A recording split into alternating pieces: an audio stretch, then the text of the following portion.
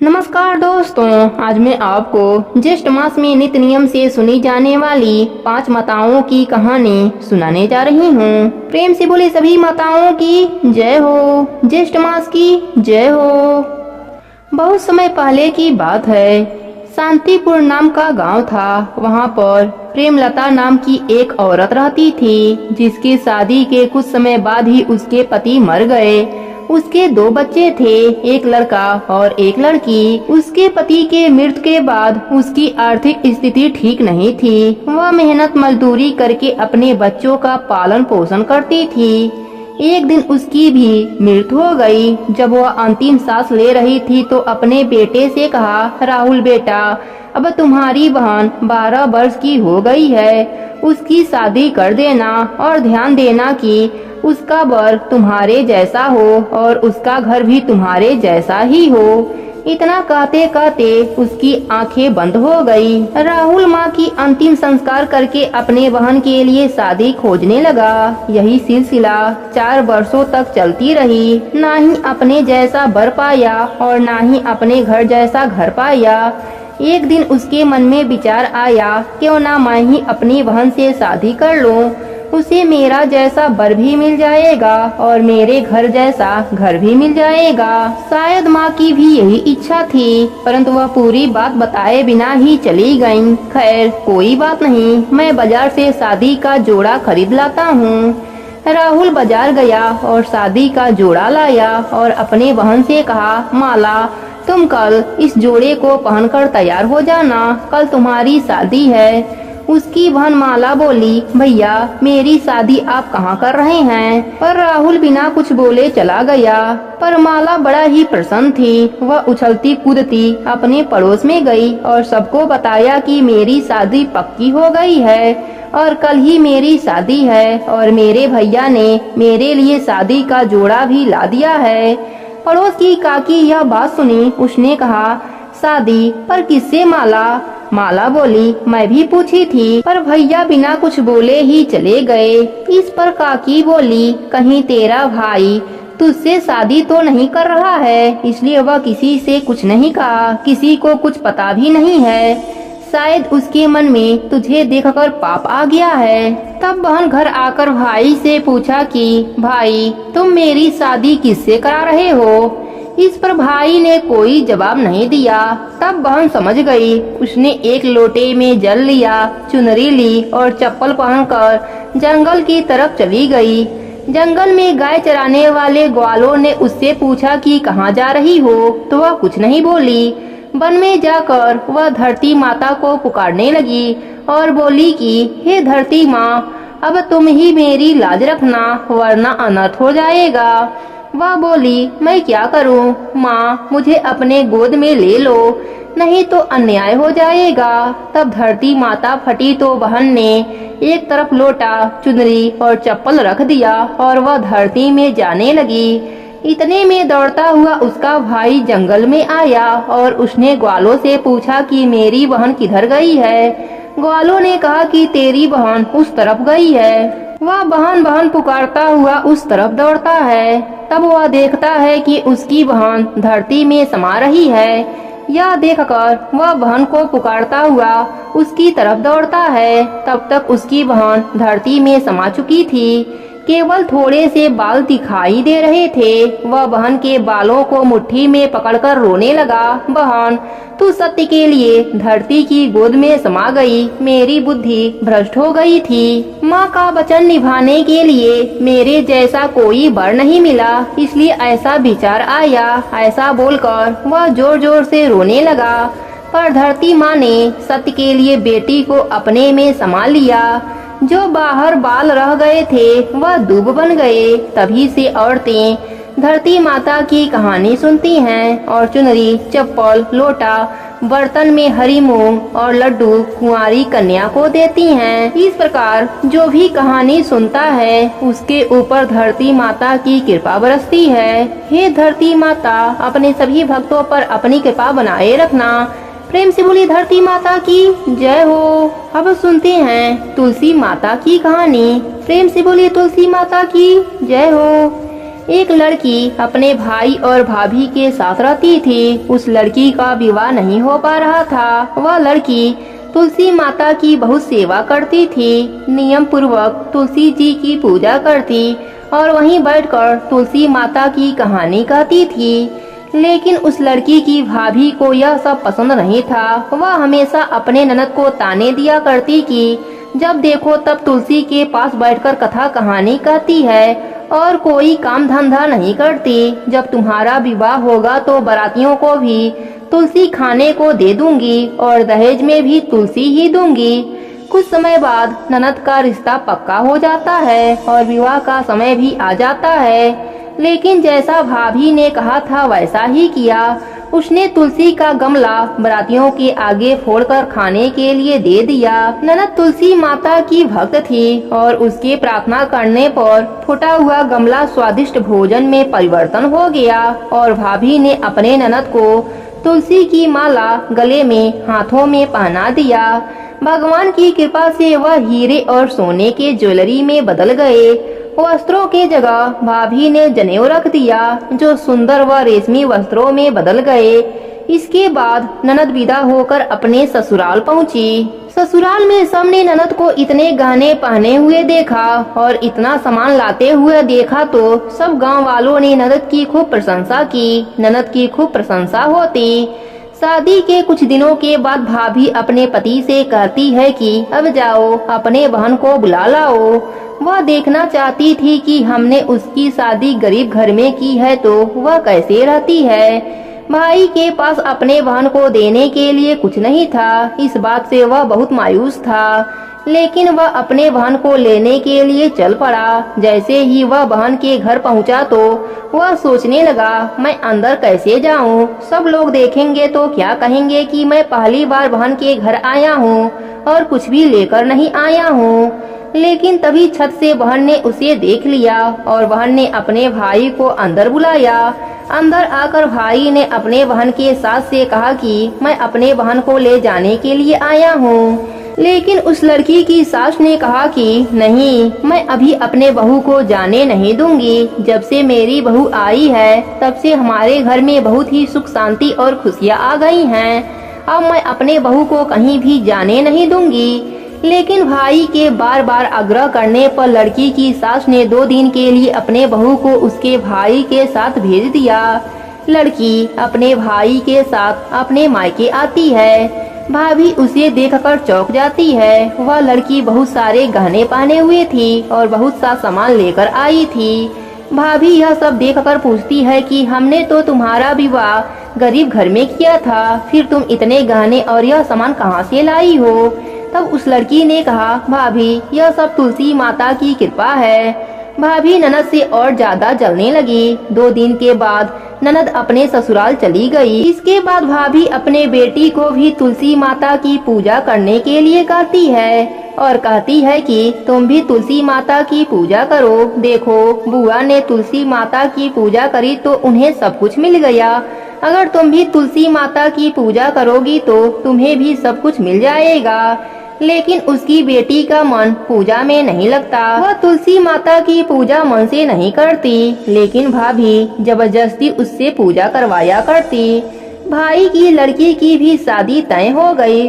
उसके शादी का समय आया तब भाभी ने वैसा ही व्यवहार किया जैसा उसने अपने ननद के साथ किया था। लेकिन उस समय कुछ भी नहीं बदला क्योंकि उसकी बेटी ने पूजा मन से नहीं किया था। लड़की अपने ससुराल चली जाती है। वहाँ भी उस लड़की की बहुत बुराई होती है। सब गांव वाले उस लड़की और उसकी माँ की बहुत बुराई करते हैं। कुछ दिनों के बाद उसकी माँ अपने पति से कहती है कि जाओ मेरी बेटी को ले आओ।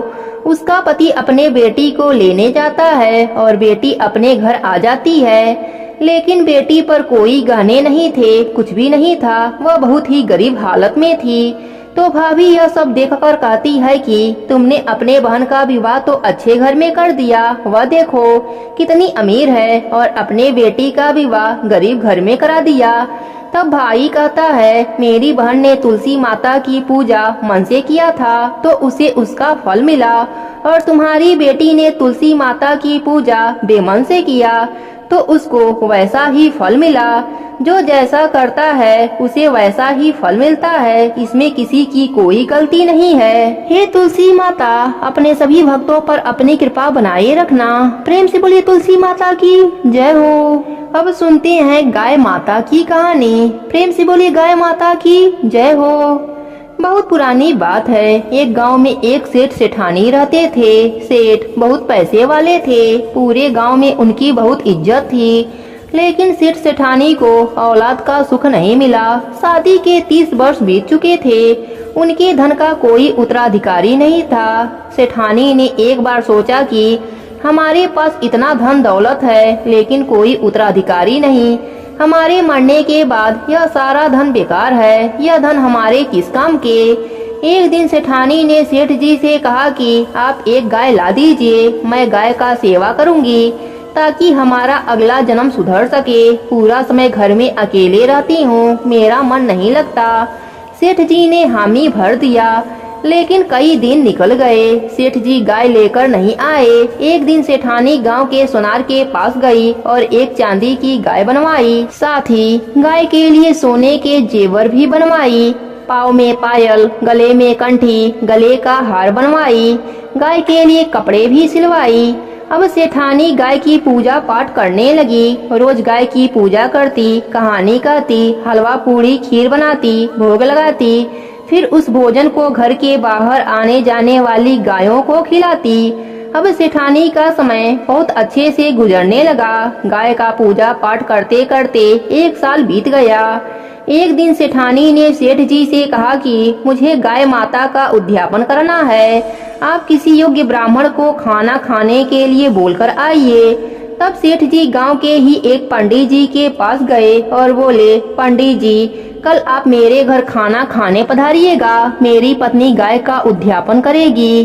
पंडित जी ने उस समय हामी भर दिया। पंडित जी मन ही मन सोचने लगे कि गाय के उद्यापन में मुझे गाय भी मिलेगी, मैं उसकी देखभाल कैसे करूंगा। मेरे पास तो खुद रहने के लिए एक छोटी सी झोपड़ी है। मैं अपने बच्चों को ढंग से खाना नहीं खिला पाता, मैं गाय को कहां से खिलाऊंगा। मन ही मन पंडित जी ने सोच लिया कि मैं सेठ जी के यहाँ खाना खाने नहीं जाऊंगा। इधर सेठानी ने गाय के उद्यापन के लिए 2 तांबे के बड़े बड़े ड्रम खरीदे। एक में पानी भरा और एक में सूखा गेहूं का दरिया भरा। एक बोरी गुड़ खरीदा ताकि वह गाय के नाम से पंडित जी को दान में दे सके। फिर पंडित जी के लिए कई तरह के खाने के लिए व्यंजन बनवाई। सुबह से दोपहर हो गया, लेकिन पंडित जी खाना खाने नहीं आए। तब सेठानी ने सेठ जी से पूछा कि आपने पंडित जी को खाने पर कहा भी था या नहीं। सुबह से दोपहर हो गई है, पंडित जी खाना खाने क्यों नहीं आए। सेठ जी ने कहा, बहुत अच्छे से बोलकर आया था। सेठ जी ने अपने नौकर को पंडित जी के घर भेजा। नौकर पंडित जी के घर गया और बोला, पंडित जी, आप सेठ जी के यहाँ क्यों नहीं आए। आप अपना नुकसान क्यों कर रहे हैं। हमारी सेठानी जी आपको देने के लिए चांदी का गाय बनवाई है, उसके साथ बहुत सारा धन भी देगी। पंडित जी मन ही मन बहुत खुश हुए। वह तुरंत तैयार होकर नौकर के साथ सेठ जी के घर पहुंच गए। सेठानी ने पंडित जी का खूब आदर सत्कार किया। पंडित को खूब सारे धन मिले। पंडित जी बहुत खुश हुए। वह सेठानी को खूब आशीर्वाद दिए। कुछ समय बाद एक ही दिन सेठ सेठानी की मृत्यु हो गई। जब यम मार्ग में बैतरणी नदी आई तो सेठानी ने आंखें बंद करके गाय माता का ध्यान किया। उसी समय उनके सामने गाय माता आ गईं। सेठानी ने सेठ जी से कहा कि आप गाय माता की पूंछ पकड़ लीजिए, हमें बैतरणी नदी पार करनी है। दोनों सेठ सेठानी ने गाय माता की पूंछ पकड़ लिया।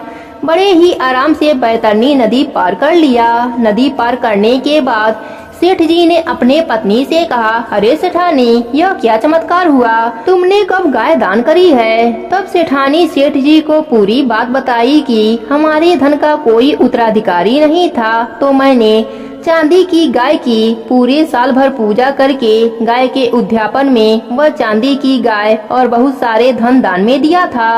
यह उसी का फल है कि आज हमने बैतरणी नदी बड़े ही आराम से पार कर लिया है। जो भी मनुष्य अपने जीवन काल में ऐसा करता है, मरने पर उन्हें यम मार्ग में दुख नहीं सहने पड़ते।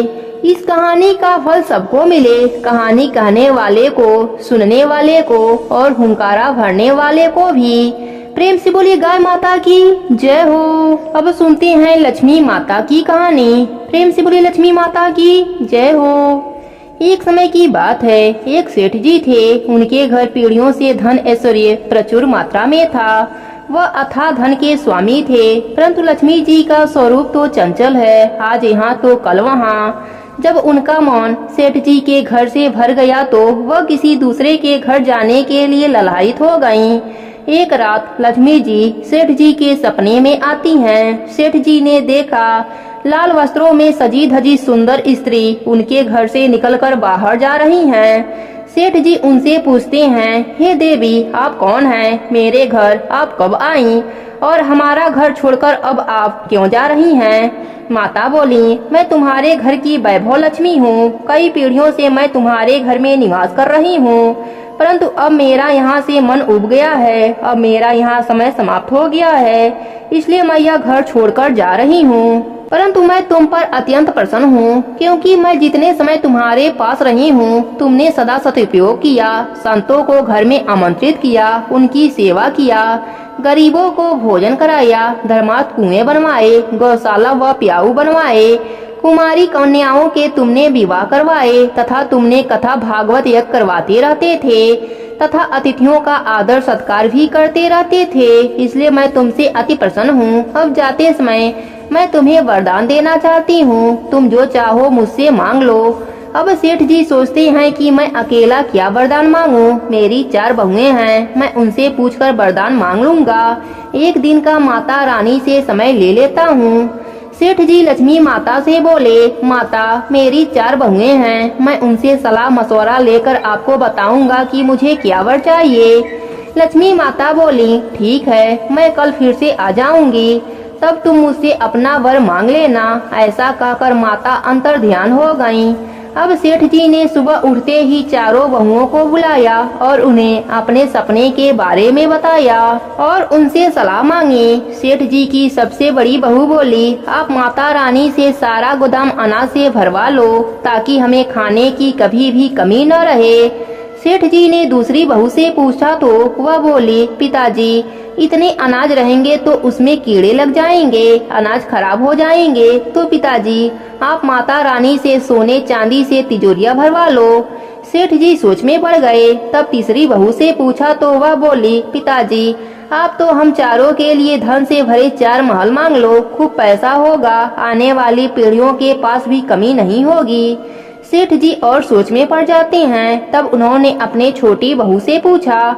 वह थोड़े मध्यवर्गीय परिवार से थी, पर वह धार्मिक प्रवृत्ति की थी। वह बोली, पिताजी, लक्ष्मी माता को अगर जाना है तो वह जाएंगी, फिर धन संपत्ति कुछ भी नहीं टिकेगा, और अगर टिक भी गया तो हमारी आने वाली पीढ़ियां उसे देखकर आलसी और अहंकारी हो जाएंगी। इसलिए पिताजी आप माता रानी से कहें कि अगर वह जाना चाहती हैं तो अवश्य जाएं, किंतु हमें यह वरदान दे कि हमारे घर में सज्जनों की सेवा पूजा होती रहे, हरि कथा होती रहे, मेहमान आए तो उनका आदर सत्कार हम करते रहें और परिवार के सभी सदस्यों के बीच प्रेम भाव बना रहे, क्योंकि अगर प्रेम होगा तो कोई तकलीफें भी होगी तो हम सब मिलकर उसे काट लेंगे। सेठ जी को छोटी बहू की बात समझ में आ गई। वह खुशी खुशी रात होने का इंतजार करने लगे। रात हो गई। माता रानी फिर से सेठ जी के सपने में आईं और सेठ जी से पूछा, तुमने अपने बहुओं से सलाह मशवरा कर लिया, बोलो क्या चाहिए। सेठ जी बोलते हैं कि हे माते, यदि आपको जाना है तो प्रसन्न होकर जाइए, परंतु मुझे यह वरदान दीजिए कि मेरे घर में सदैव हरि कीर्तन होता रहे, संतों की सेवा होती रहे, अतिथियों का आदर सत्कार होता रहे, परिवार के सदस्यों में परस्पर प्रेम बना रहे। यह सुनकर माता चौंक जाती हैं और कहती हैं, यह तुमने क्या मांग लिया। जिस घर में हरि कथा होगी और संतों की सेवा होगी वहाँ तो साक्षात नारायण निवास करते हैं, और जहाँ नारायण वास करते हैं वहाँ तो मेरा निवास होता ही है। यह वरदान मांगकर तुमने मुझे हमेशा के लिए तुम्हारे घर में रहने के लिए विवश कर दिया। ऐसा कहकर लक्ष्मी माता सेठ जी के घर में फिर से निवास करने लगी। हे लक्ष्मी माता, जैसे आपने सेठ के घर हमेशा के लिए विराजमान हो गई, उसी प्रकार इस कहानी को सुनने वालों के घरों में भी निवास करना। प्रेम से बोली लक्ष्मी माता की जय हो। एक समय बृहस्पति जी ने ब्रह्मा जी के समक्ष चैत्र व आश्विन मास के शुक्ल पक्ष में पड़ने वाले नवरात्र का महत्व जानने की इच्छा जताई। उन्होंने कहा, इस व्रत का क्या फल है, इसे किस प्रकार किया जाता है, सबसे पहले इस व्रत को किसने किया, यह सब विस्तार से कहिए। ब्रह्मा जी के प्रश्नों का जवाब देते हुए ब्रह्मा जी ने कहा, हे बृहस्पति, प्राणियों के हित की इच्छा से तुमने बहुत अच्छा प्रश्न किया है। जो इंसान मनोरथ पूर्ण करने वाली माँ दुर्गा, महादेव, सूर्य और नारायण का ध्यान करता है, वे धन्य हैं। यह नवरात्रि व्रत संपूर्ण मनोकामनाओं को पूर्ण करने वाला है। इस व्रत को करने से पुत्र सुख, धन, विद्या और सुख मिलता है। इस व्रत को करने से रोग दूर हो जाता है, घर में समृद्धि की वृद्धि होती है, बधिया को पुत्र प्राप्त हो जाता है, समस्त पापों से छुटकारा मिल जाता है। जो मनुष्य इस नवरात्र व्रत को नहीं करता वह अनेक दुखों को भोगता है। यदि व्रत करने वाला मनुष्य सारे दिन का उपवास न कर सके तो एक समय भोजन करे और 10 दिन बांधवों सहित नवरात्र व्रत की कथा का श्रवण करे। हे बृहस्पति, जिसने पहले इस महाव्रत को किया है वह कथा मैं तुम्हें सुनाता हूँ। ब्रह्मा जी बोले, प्राचीन काल में मनोहर नगर में पिठत नाम का एक अनाथ ब्राह्मण रहता था। वह माँ दुर्गा का भक्त था। उसे संपूर्ण सद्गुणों से युक्त सुमति नाम की एक कन्या उत्पन्न हुई। वह कन्या अपने पिता के घर में अपनी सहेलियों के साथ क्रीड़ा करती हुई इस प्रकार बढ़ने लगी जैसे शुक्ल पक्ष में चंद्रमा की कला बढ़ती है। उसका पिता प्रतिदिन जब दुर्गा जी की पूजा करके होम किया करता, वह उस समय उसके निकट वहां उपस्थित रहती।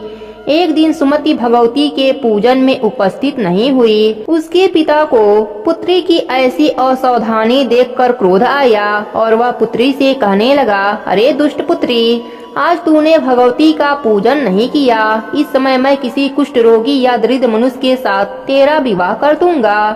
पिता की बात सुनकर सुमति को बड़ा दुख हुआ और पिता से कहने लगी, हे पिताजी, मैं आपकी कन्या हूँ तथा सब तरह आपके अधीन हूँ। जैसी आपकी इच्छा हो वैसा ही करो, चाहे राजा से, चाहे कुष्ठी से, चाहे दरिद्र से, जिसके साथ चाहो मेरा विवाह करना चाहो करा दो, पर होगा वही जो मेरे भाग्य में लिखा होगा, क्योंकि धर्म करना मनुष्य के अधीन है और फल देना ईश्वर के अधीन है। कन्या के निर्भयता से कहे हुए वचन सुन उस ब्राह्मण ने क्रोधित हो अपनी कन्या का विवाह एक कुष्ठी के साथ करा दिया और अत्यंत क्रोधित हो पुत्री से कहने लगा, हे पुत्री, अपने कर्म का फल भोगो, देखें भाग्य के भरोसे रहकर क्या करती हो। पिता के ऐसे कटु वचनों को सुन सुमति मन में विचार करने लगी, अहो मेरा दुर्भाग्य है जिससे मुझे ऐसा पति मिला। इस तरह अपने दुख का विचार करती हुई वह कन्या अपने पति के साथ वन में चली गई और डरावने कुशायुक्त उस निर्जन वन में उन्होंने वह रात बड़े कष्ट से व्यतीत की।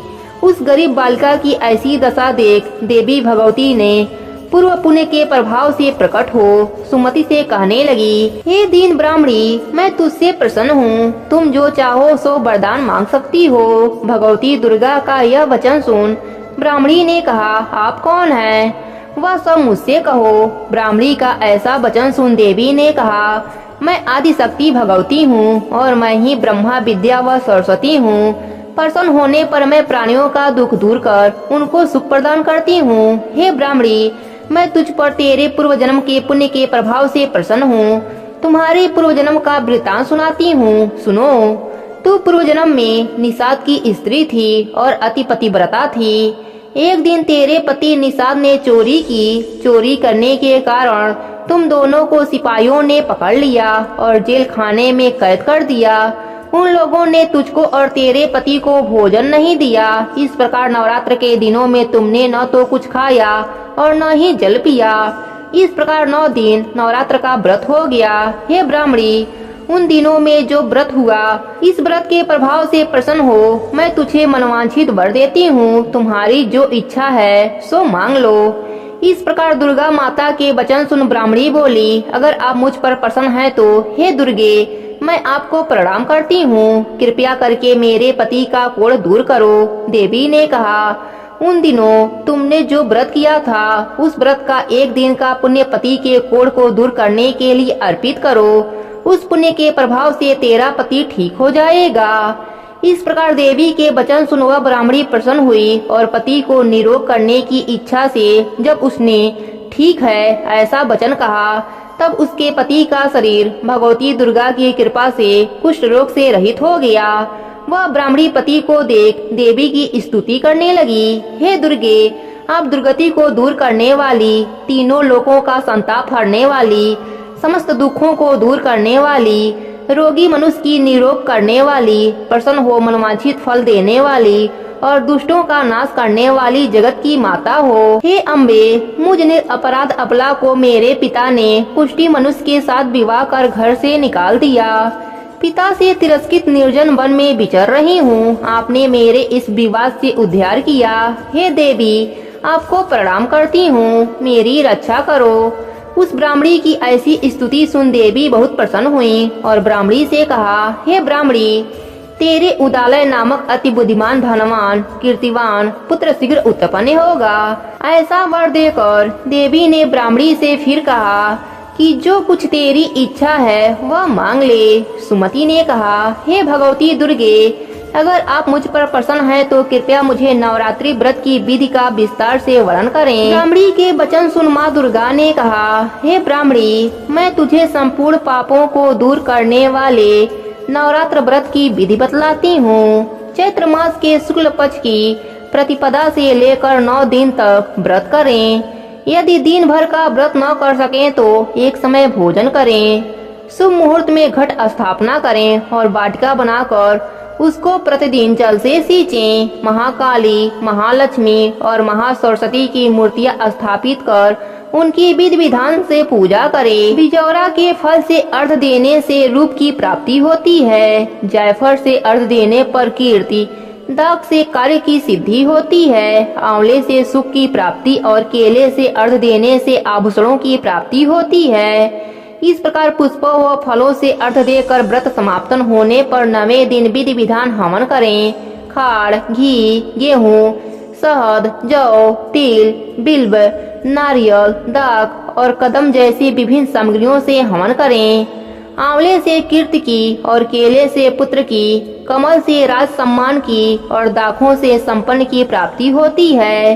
खाड़, घी, नारियल, शहद, जौ और तिल तथा फलों से होम करने से मनोवांछित वस्तु की प्राप्ति होती है।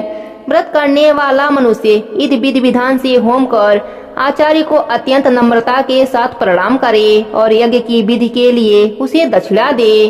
इस प्रकार बताई हुई विधि के अनुसार जो व्यक्ति व्रत करता है उसके सब मनोरथ सिद्ध होते हैं। इसमें तनिक भी संदेह नहीं है।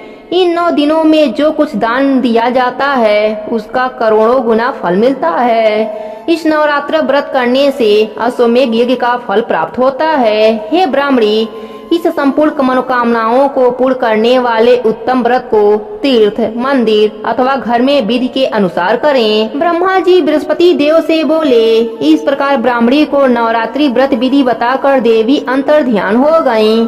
अतः जो मनुष्य या स्त्री इस व्रत को भक्ति पूर्वक करता है वह इस लोक में सुख प्राप्त कर अंत में मोक्ष की प्राप्त करता है। ब्रह्मा जी बृहस्पति देव से कहते हैं कि यह इस दुर्लभ व्रत का महात्म्य है जो मैंने तुम्हें बतलाया है। ऐसा सुन बृहस्पति देव आनंद से प्रफुल्लित हो गए और कहने लगे कि हे ब्राह्मण, आपने मुझ पर अति कृपा की है जो मुझे इस व्रत का महात्म्य सुनाया।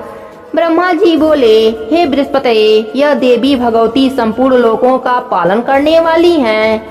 इस महादेवी के प्रभाव को कौन जान सकता है। हे देवी भगवती, अपने सभी भक्तों पर अपनी कृपा बनाए रखना।